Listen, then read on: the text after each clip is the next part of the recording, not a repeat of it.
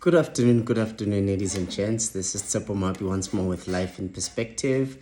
Today, I just wanted to have a chat with you concerning some of the comments and the questions I've been getting on my page. I felt it fit to address it. It's going to be a short session, but I felt it needy for me to address it. I've been getting quite a few questions, and I think out of the top 5 of the tens and tens of questions that I've been getting specifically around relationships, I have specifically been asked, why does love fail? I've also been asked, why do people break up? I've also been asked, how must we love? How must we actually love? What is the best way to love a person? I've also been asked, what must we look for when we want to date? What qualities must we look for from a person if we want to date them, And I've also been asked, how do I choose the right partner? And truth be told, I'm not a relationship expert, and some of these questions I don't think I can answer them. But I think there is, however, a system that one can apply and exercise in their lives that will get them to answer these questions for themselves. These are questions that you can answer you on your own without anyone being involved. And I think you are better fitted to answer those questions yourself than anyone else outside answering those questions for you. Because if those questions are answered externally, the likelihood of you not being able to, get the right kind of fit when it comes to relationships are much higher, because you are actually getting answers from the outside as opposed to internally. And this boils down to what I've been talking about for the past few weeks about relationships and the importance of understanding why there are transactional relationships and there are value relationships and they are what we call sentimental relationships. And I've been trying to give you a description of what each of these means and how do you actually spot them at any given point in time, and having to understand as well that when you develop attributes within these 3 categories, you tend to attract people that are also aligned within the same categories. And this becomes important because then you get to understand that relationships are different. It's not all relationships that are meant to last. Some relationships are not meant to last. But importantly is the 4 stages that I had given that you need to follow as a person for you to be able to set yourself up to be in the right space, for you to think properly and to think in a structured way that allows you to actually determine some of those requirements for you to actually put yourself in a much better space to actually do better or to choose better. And I think for me, that is far more important than anyone giving you relationship advice, because from one person to another, advice is different, and circumstances and situations are also different, and you cannot apply one rule that applies to everyone. You can't apply one requirement that applies to everyone. So, but I believe that a system can be universal. You can have a universal system that allows each of us to discover themselves within that system, to say, this is who I am, which means this is the kind of things I like, this is the kind of things I don't like, this is what I prefer, this is what I don't prefer. And for me, that is far more important than me sitting here and giving you relationship advice, because ultimately it will also have to be tailor-made. It will have to be tailor-made specifically for you as an individual, tailor-made to your personality, tailor-made to your likings, your dislikes, and other things, tailor-made more especially and more importantly to your values, because your belief system as a person influences your values. So the question is, everything else that you do, that you intend to do, or that you want to attempt to do in a relationship, it has to be based on your values. And you need to have a better understanding of those values. You need to have a very good grasp on what your values are as a person prior to you even involving the second person. Because if you internally are still in a space of confusion, the chances are if you bring someone else on board, that confusion it escalates, it just becomes worse. And that normally is what makes a lot of people end up feeling like it's not working out, I'm not good at relationship, love is not for me, or whatever the case might be. I can tell you right now, everyone can do just as well where love is concerned as everyone else. It's just a matter of how you prepare yourself when you are getting into that space. So these are the 4 stages that I had mentioned. I said you must first deal with self-love and self-value. Self-love and self-value is important. And I also said you must deal with self-understanding. You need to understand yourself better. You need to know yourself better. And I also spoke about now, once you have done those 2 stages, you are now in a space where you can now go out and begin to explore. And begin to explore by getting to know other people, which means you are at the talking stage with people where you are just talking and mingling with people, getting to understand, getting to know them, getting to understand. Forget dating at this point in time. Forget dating at this point in time, because this is what creates confusion, where a person decides to date an individual and you find yourself in a space where you seem to be attracted to another person, you like another person, or you are pulled towards a person because of their personality traits. But because you've decided to date already, that is now already cheating. Now, don't put yourself in that space. Just get to know people on a very simplistic level. No expectations, nothing. You just want to get to know them. Go out for lunches, go out for drinks, go out for dinners, go out for all these things. You don't have to date at that point in time. You are just talking. You are just getting to understand and to know people. There is nothing wrong with going out with people just to talk. The last stage is common ground, where you sit now with a person and now you are deciding now you want to date. And once you get to a space where you want to date, the question is, how will your relationship look like? A lot of people don't do that. They don't sit and say, how will the relationship look like? This is how I believe the relationship must go. And both of them find common ground to say, now we are going to a relationship. This is how we define our relationship, and this is the direction we are taking, and this is what we are going to do. And once that, in the absence of all of these 4 things, you will find chaos, you'll find mess, you'll find complications. Things are not going as well as they should. Things are not happening the way they should. Sometimes you feel like the relationship, you can't control what is happening. It's like the relationship is just falling. It's like you have sand or water in your hands, where everything just falls through your fingers. You can't keep much. It just becomes a very frustrating situation where you have absolutely no control over what is happening, and it just feels like you have no power over love. You have no power over anything that happens in your life. Unfortunately, that happens many a times when there is no proper structured development and planning prior to us getting into relationships. So let's start with the first one, self-value. Why is self-value so important? What do you value? It's important because you need to know, what do you value as a person? What do you value? This is so important. This stage is so important because it also talks to the fact that what is it that you will look for in another person if you were to feel valued, if you were to feel considered, if you were to feel seen, if you were to feel visible to another person? What is it that you would want to see that the other person must do? Now, many a times you find that a lot of people, because you don't love yourself enough, you go and find things from other people that you should be giving to yourself. You go and find things that you should have already been giving to yourself. You should be loving yourself enough to even date yourself. Go out, take care of yourself. Go out for tea. Go to do things for yourself, because there is so much self-love within yourself that actually you having another person loving you, it's not even validation. What it is just you. It's them. It's like them showing you an appreciation of something that you already know. It's like them. What do I say?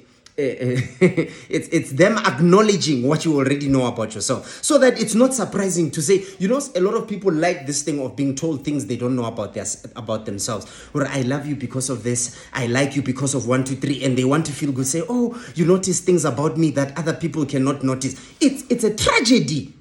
It's a tragedy when a person can notice things about you that you cannot see about yourself. Because it means you have not spent enough time, which is the second phase, where you talk about self-understanding, where you need to understand yourself so well. Yes, there might be things that you have sort of seen. You have seen these things about yourself, but you have not necessarily, taken you have not given them enough attention. And a person is just making you aware because they are observing other aspects about you that you have not necessarily given that much attention. That's fine. But that also comes as a confirmation to say, yeah, I've seen this, but I have not really given. That is more of a confirmation. The same way as self-love. When a person says, I love you because of 1, 2, 3, I love you. It must actually be confirmation of something that you already know, so that you don't go out seeking love entirely from another person that is outside of you. Learn to love yourself. Learn to understand yourself. These 2 phases, for me, are far more critical than anything else you can do. Because if it does not begin internally with you, there's no ways you will succeed doing it externally with someone else.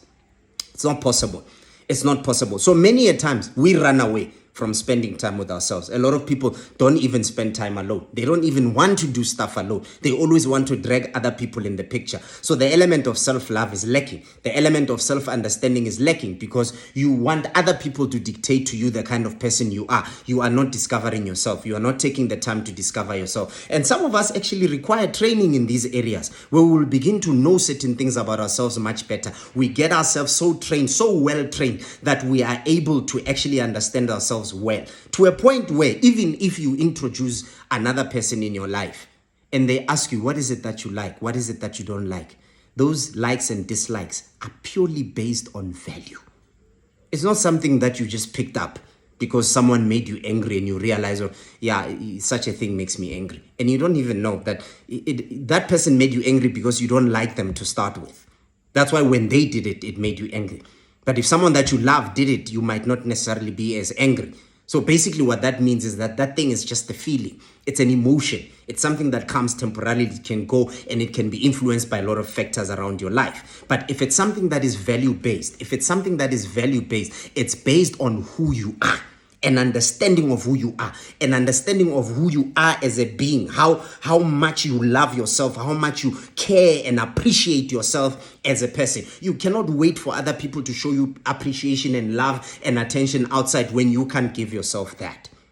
And that is why we value what people give us outside more than we value what we can give to ourselves. This is why we end up hurting ourselves most of the time. When people stop doing it, it actually destroys us. When people stop loving you, you feel useless. When people stop saying nice things about what they like about you, what they understand about you, you feel useless because you don't do that for yourself alone without anyone else. Everyone else must just come to confirm what you already know. They shouldn't be coming there to validate. They shouldn't be coming there to make you feel better. They shouldn't know. It should actually just be a confirmation to say, I know. It's something that I already know. I'm not saying you must go around telling people, I know, whenever they tell you something about yourself. Appreciate it. Be grateful, obviously. But it should not come as a surprise because you spend enough time to understand yourself better. It is so important for you to value and love yourself and understand yourself better to a level where you are able to know what drives you as a person. You are able to know what makes you tick where love is concerned. You are able to know what are the kind of things. For an example, if a person sits with you and say,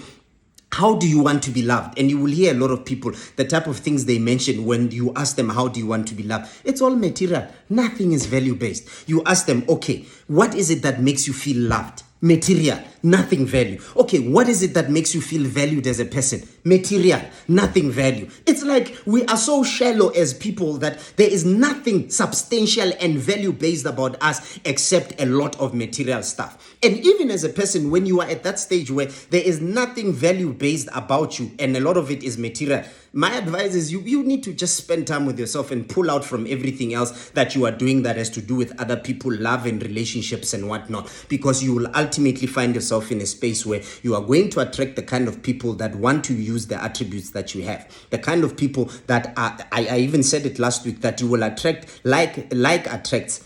And you will find yourself in a space where, because your mentality is transactional and everything about love with you is transactional, you are going to attract transactional people. They will come in and transact. They will use you, give you what they think you deserve and use you and go away. And then you say, they are using me. They are this, they are that. Well, these are the attributes we have, and you're attracting those kind of people. If you have sentimental things that you are using to determine what love is, I can tell you right now, you will attract sentimental people that are sentimental, that are going to come into a relationship because it looks good, it feels good to be around you, because it's exciting to be around. Once that excitement, that feeling of feeling good wears out because they are now used to you, what they will do, they'll pack and go and they'll leave you. And you will think, yeah, they were here, to abuse me and use me. They are bad people, this, and that. And you are forgetting that the attributes that you carry are attracting the things that are similar to what you carry. But if it's value-based, you will attract people of value. You will attract people that actually want to talk. People that actually want to understand you. People that want to get to know you. Many a times, even if you try to start a relationship with a person and the person says, no, let's not get into a relationship yet. I just want to get to know you. And as time goes, we will organically grow into a relationship. A lot of people will feel offended, male or female alike. They'll feel very offended. They'll feel like, what is wrong with me? Why is this person saying, is he not sure about me? How can a person be sure about you when they've not even spoken about you? It's like our expectation about life and love It's like our heads are in the clouds. We expect perfection of everything that we want, and yet we are not putting the work for it. And it's sad because we want to bypass the period where we need to spend time with ourselves, get to love ourselves, get to know ourselves, get to understand and value ourselves. We want to bypass that and get into a stage where already I am saying, I like you. I think I want to date you. I think you and I look good together. I think you will find, ask a person when they say they want to date you. Do this exercise. If they want to date you, ask them why. Why do they want to date you? Actually, they don't know you that much. They don't know you that much. Ask them, why do they want to date you? And you will be shocked at the kind of things you hear. What male or female alike, ask them. Even with you as a guy, when you want to date a person, ask them. If they say yes to the relationship, why are they saying yes? You will be shocked at the kind of things you will hear, because people do not invest in value. They invest in other things, and that's what creates a problem. The third stage is talking stage, where people start talking, where people talk. This is the stage you have not even started relating in a relationship. You are just going out with a person, you are getting to know them, you are having tea, you are having coffee. You can call them friends if you like. Even if they are friends, it's okay. You can have them as a friend. If you want to change it later, you change it later for value reasons. And whether people have friend zoned you for whatever reason, it doesn't really matter. You can come out of a friend zone as and when you want to, because your reasons for coming out of a friend zone must be reasons that are weighty enough, that are heavy enough for the next person to say, you might be my friend, but the reasons you are giving me right now are valuable enough for me to consider your proposal or to consider your request. And this has everything to do with you having done these three stages well. You have self-love. You have valued yourself enough for you to even know what you deserve and what you don't deserve, or who deserves you or who doesn't deserve you. You have understood yourself well enough for you to appropriate yourself where other people are concerned, because you understand yourself well and you are not confused about your dislikes, things you aspire for, things you are not confused about any of that stuff. And you get into a stage where now when you start talking to other people, you are talking to them in a position of so much maturity, so much understanding of self, so much self-awareness that you are able to appropriate yourself so well that you can even articulate, you can even talk well about, if a person says, tell me about yourself, you can talk for a while. And a person says, how is it that you know so much about yourself? It's because you have spent time with yourself. A lot of people today, if you say, tell me about yourself, they won't even spend more than a minute talking about themselves. Or if they do spend more than a minute, the chances are they are talking about who their family is, where they are coming from. They are talking about where they went to school. I want you to tell me about yourself. Yes, if I want to know about your background, I will ask about your background. But tell me, what kind of a person are you? That is probably one of the hardest questions you can ever give to a person. And for a lot of us, it would take us a long time. I was even using this exercise. If I say, I give you a piece of paper and say, write things you know about yourself. Write me 10 good things you know about yourself. It might be a serious mission. Write me 10 negative things you know about yourself. It might be a serious mission, because we actually never take the time to do that. But now, when you get to stage 3, where you are now talking to a person, you are out there, you are talking to them. No dating, nothing, just talking. Just talking, and you get to know them.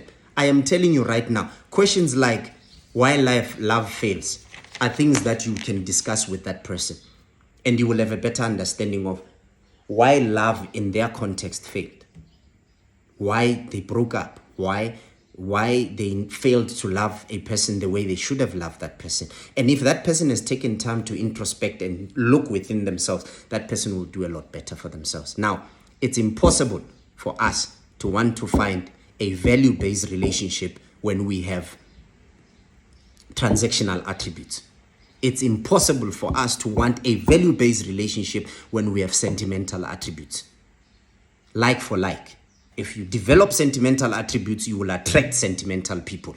If you develop transactional attributes, you will attract transactional people. If you develop value-based attributes, you will attract value people. So life is like that. There is balance. There is no such a thing as life has no balance. There is balance. It's just that we are not honest with ourselves to sit and say, you see here, I bypassed, I went shortcut. This is why I end up where I am. And the day we choose to be true to ourselves and be honest with ourselves, we'll realize that a lot of things were actually not done the way they were supposed to done. This is why they backfire in our faces. And once I have put myself in that space, I am telling you now, I am not saying if you are ready, the person that you want to get into a relationship with will be ready. They might not be ready, which is why I'm talking about the fourth stage, which is the mutual common ground stage, where now you are starting to get into a relationship where a person you are saying, look, actually, all this time we're spending together, I have reached a conclusion where I feel like I know enough about you, I have heard enough about you, and I like 1, 2, 3, 4, 5 about you, and I believe you being a person with 1, 2, 3, 4, 5 attributes, you are the kind of person I actually want to be in a relationship with. Now, that kind of conversation is a serious conversation,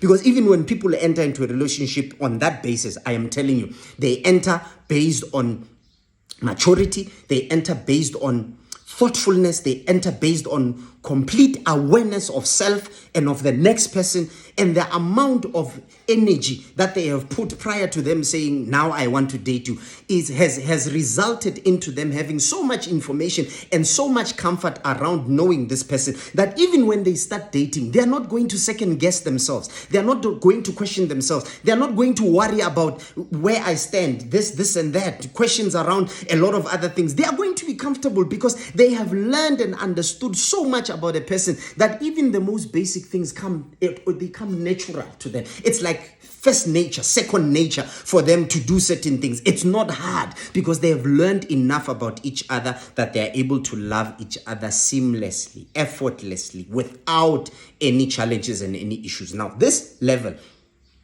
of mutual ground is important because this is where, when we say then we are getting into a relationship, the other person says, my idea of a relationship is 1, 2, 3. The other one says, my idea of a relationship is 1, 2, 3. Where do we find each other? How do we meet? How do we reach common ground? How do we find ourselves? Two cannot walk together unless they agree. So you sit and then you have that conversation. By the time you publicly announce to everyone and say, we are dating, you are like a force to be reckoned with, because that relationship has gone through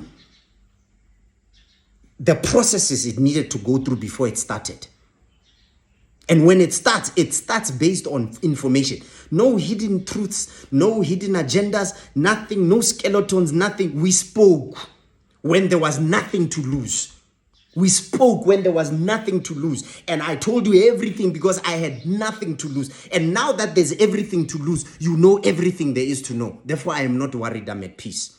So yes, this is my solution to all these questions. Why does love fail? How do we find love? How must we love for us to successfully love other people? How do I choose the right partner? Why do people break up? What must I look for in a partner? All of those, in my view, would be answered. You can answer those yourself by following these 4 steps. Make sure you love and value yourself without anyone being in the picture.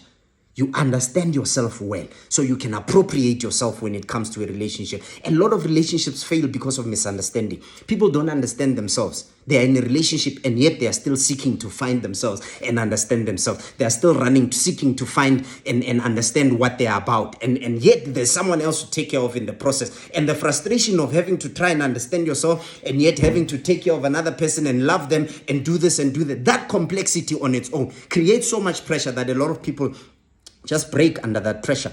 We just break under that pressure, and that's what creates a lot of problems for us. And then you get to that level where you are talking to a person, nothing to lose, nothing whatsoever. Even this thing does not continue any further, or we don't go out on dates anymore. There is nothing to lose. And you are able to talk openly. You are able to express yourself without fear, you are getting to experience the real person. No one is faking it. Everyone is saying what they feel like saying.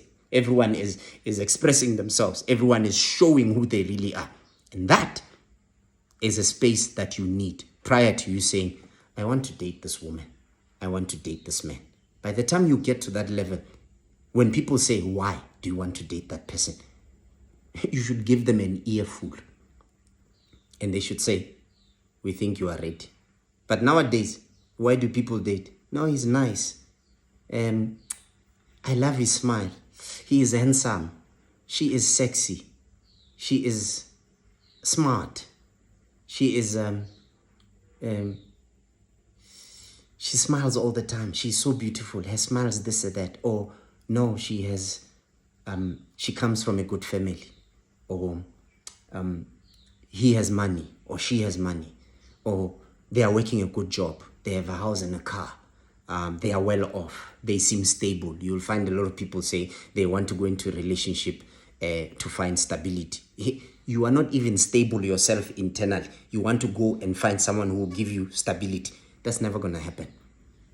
That's never going to happen. That is why you might think you are stable for the first few years, because you are getting used to being taken care of, the money, this and that, or the love, the cooking, the this, the that, or the taking care of the gifts, the this, the that. And you realize once you get used to those things, that instability just creeps out nicely. Say, I have been here. It's just that you have not been giving me attention because you were distracted by all the good you were experiencing. And now that you are used to it, here I am, deal with me. And that's when you'll see a relationship crumble badly. Now, it's important for us to make sure that we self-introspect and develop ourselves and be true to ourselves. We know when we are ready to do something and when we are not. We can't lie to ourselves. We know it. And when we are not, we need to be honest enough to say, I am not about to get into a messy situation when I'm not ready. Let me allow myself time to be ready and go into this. So yeah, that's my answer to you. For those of you who've been asking the questions, I hope this will help. Make sure that you love yourself. Make sure that you value yourself. Make sure that you understand yourself. Make sure that whoever you have interest in, start first by talking. Talk. Get to know them. Understand them better. Prior to you saying, I love you, I like you, I this, I that. By the time you get to that point, you should have enough information to make those decisions. Thank you so much.